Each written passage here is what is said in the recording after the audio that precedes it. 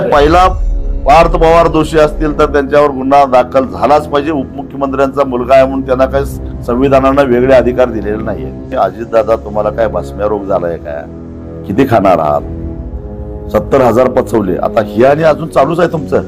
तेव्हा हे आता थांबवा, लोकांना राग येण्या एवढं अतिरेक करू नका असं आमचं म्हणणं आहे। मुळामध्ये ती वर्ग 2 ची जमीन आहे आणि वर्ग 2 ची जमीन सरकारच्या परवानगीशिवाय, सरकारला नजराणा भरल्याशिवाय विकता येत नाही आणि नजराणा कमी भरावा लागावा म्हणून त्याची किंमत कमी दाखवल्या म्हणजे प्रशासकीय अधिकाऱ्यांना हाताशी धरलेला आहे। त्याच्यामध्ये आता ते जे काही निलंबित केलेले आहेत ते पुणे जिल्ह्यामध्ये येण्यासाठी किती पैसे देतात बदल्याला मला माहिती आहे चांगलं, म्हणजे यांनीच आणलेले आहेत, त्यांच्याकडनं पैसेही घेतलेले आहेत आणि त्यांना आता नोकरीवर पाणी सोडावं लागलेलं आहे।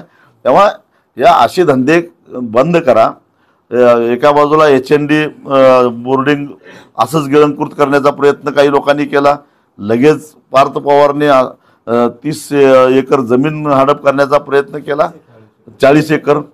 हे जे चालू आहे हे महाराष्ट्र उघड्या डोळ्यानं बघतोय आणि असंच तुमचं जर चाललं तर एक दिवस नेपाळसारखी अवस्था होईल, एवढाच इशारा मी देतोय।